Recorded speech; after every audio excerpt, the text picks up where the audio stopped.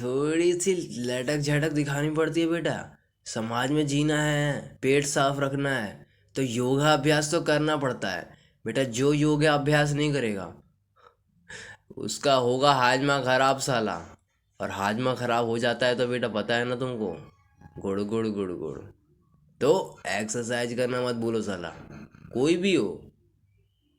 ज़्यादा बकचोदी हुई